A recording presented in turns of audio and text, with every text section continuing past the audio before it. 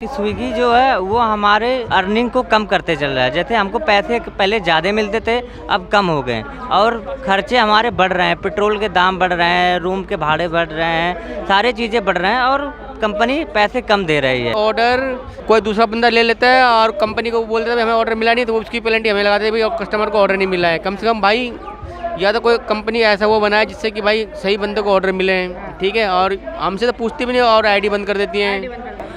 Worker के साथ कोई दुर्घटना हो जाती है या वर्कर्स को कोई बीमारी हो जाती है, वो बताकर भी, अगर कंपनी को अपने टीएल को बताकर भी अगर वो छुट्टी लेता है तब भी उसकी आईडी ब्लॉक कर दी जाती है। तब भी मतलब कोई हमसे कहा, वो कहता भी है कि मैंने तो टीएल को इन्फॉर्म किया था, फिर भी मेरी आईडी ब्लॉक कर दी है। वो कहते हैं आपने काम नहीं किया तो आपकी आईडी तो ब्लॉक ही होगी ना।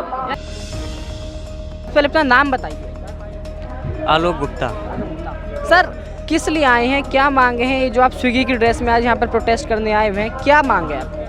मांगे हम लोग की ये है कि स्विगी जो है वो हमारे अर्निंग को कम करते चल रहा है। जैसे हमको पैसे पहले ज़्यादा मिलते थे, अब कम हो गए और खर्चे हमारे बढ़ रहे हैं। पेट्रोल के दाम बढ़ रहे हैं, रूम के भाड़े बढ़ रहे हैं, सारी चीज़ें बढ़ रहे हैं और कंपनी पैसे कम दे रही है।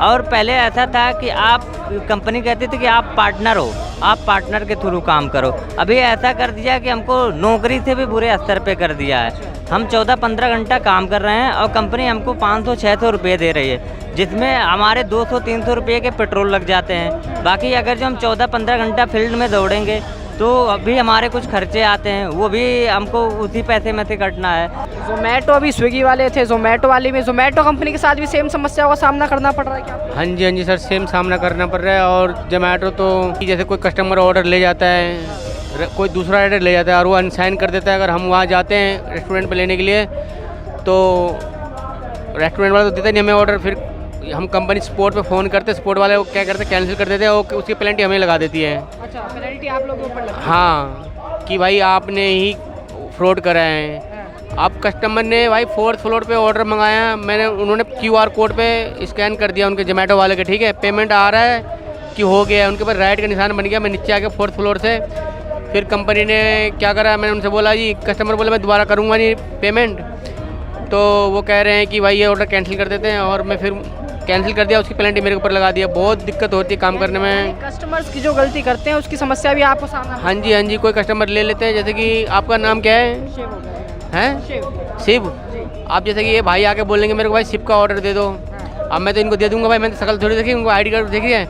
आप फिर आप कॉल करके बोलोगे मेरे को तो ऑर्डर मिला ही नहीं है, क्योंकि इनको क्या पता कि मैं शिव का ऑर्डर लेके आया हूँ। आपने बताया होगा जब तो ये लेके आएंगे शिव का ऑर्डर, तो उसकी पेनल्टी भी हमारे ऊपर ही लगा देते हैं। यानी कि ऑर्डर कोई दूसरा बंदा ले लेता है और कंपनी को बोलता है हमें ऑर्डर मिला नहीं, तो उसकी पेनल्टी हमें लगाते हैं भाई, और कस्टमर को ऑर्डर नहीं मिला है। कम से कम भाई या तो कोई कंपनी ऐसा वो बनाए जिससे कि भाई सही बंदे को ऑर्डर मिले, ठीक है। और हमसे तो पूछती भी नहीं और आईडी बंद कर देती हैं। मेरा नाम वंदना है और मैं गिग वर्कर एसोसिएशन से हूँ और पिछले 1 साल से मैं गिग वर्कर्स पर काम कर रही हूँ। जी, अपनी ऑर्डर से बता दें मैम, राइडर्स के लिए काम कर रही हैं, तो मैम क्या कहना चाहेंगे, किन तकलीफों का सामना करना पड़ता है राइडर्स को? आप लोग जो प्रोटेस्ट कर रही हैं, राइडर्स के फेवर में आप लोग उतरे हैं सड़कों पर, क्या कहना चाहिए?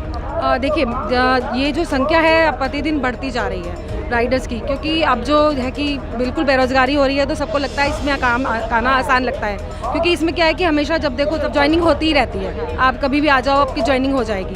तो सबसे बड़ी दिक्कत तो यही है कि जो आए दिन जो ज्वाइनिंग ये लोग कर रहे हैं, ज्वाइनिंग हमेशा नहीं होनी चाहिए, क्योंकि जो पुराने वर्कर्स होते हैं उनके जो स्लॉट होते हैं उस पर फ़र्क पड़ता है, उनकी अर्निंग पे फ़र्क पड़ता है इससे। और दूसरा, इन लोगों के लिए कोई सोशल सिक्योरिटी नहीं है, क्योंकि संख्या ये लोग बढ़ा रहे हैं, संख्या बढ़ रही है राइडर्स की, लेकिन सोशल सिक्योरिटी के नाम पर कुछ नहीं है। वर्कर के साथ कोई दुर्घटना हो जाती है या वर्कर्स को कोई बीमारी हो जाती है, वो बताकर भी, अगर कंपनी को अपने टीएल को बताकर भी अगर वो छुट्टी लेता है तब भी उसकी आईडी ब्लॉक कर दी जाती है। तब भी मतलब कोई हमसे कहा, वो कहता भी है कि मैंने तो टीएल को इन्फॉर्म किया था, फिर भी मेरी आईडी ब्लॉक कर दी है। वो कहते हैं आपने काम नहीं किया तो आपकी आईडी तो ब्लॉक ही होगी ना। यानी कोई सुनवाई नहीं है कुल मिला के वर्कर्स की? बिल्कुल कोई सुनवाई नहीं है। कहीं रोड दुर्घटना में इन लोगों को कोई दिक्कत आ जाए, कॉल करते रह जाते हैं। यहाँ तक कि मैं ऐसे वर्कर से भी मिली हूँ जिनका इतना बड़ा एक्सीडेंट हो गया है, उनको आज तक कोई कंपनी से कोई मुआवजा नहीं, कोई हेल्प नहीं, कुछ नहीं मिला है। सिक्योरिटी तो जो कंपनीज क्लेम करती हैं, बड़ी बात है कि हम सिक्योरिटीज़ के लिए कुछ इंश्योरेंस वगैरह, कई कंपनीज इंश्योरेंस वगैरह भी निकालती हैं, तो उन सिर्फ दिखावा है मैम, सिर्फ खोखले बात है? नहीं, जोमेटो में दे रखा है, लेकिन जोमेटो में भी अगर राइडर को अच्छे से नॉलेज है, उसको अच्छे से ऐप में नॉलेज है, तो ही वो उस चीज़ का क्लेम ले सकता है। नहीं तो अदरवाइज उसका कुछ नहीं है, और उसको अपने जो होते हैं बिल्स वगैरह वो लगाने पड़ते हैं। तो कहने का मतलब है अगर 1 लाख वर्कर है या 1000 वर्कर है तो उसमें से अगर 10 वर्कर को मिल गया तो कौन सा बड़ी बात हो गई। अगर आप सुविधा दे रहे हो तो हर वर्कर के लिए होनी चाहिए, हर वर्कर के लिए होनी चाहिए, और उनको प्रॉपर उसकी ट्रेनिंग होनी चाहिए कि आपको इस तरीके से कोई भी आपकी दिक्कत आ रही है तो आपको इस तरीके से क्लेम करना है या आपको इस तरीके से इन्फॉर्म करना है। और जो अंदर बैठे, मान लो अगर वो रोड पे कहीं दुर्घटना हो रही है तो वहाँ तो उनकी है ही नहीं कोई सुनवाई। बाद में अगर आप आकर उनको क्लेम दे रहे हैं। दूसरी चीज़ एक और है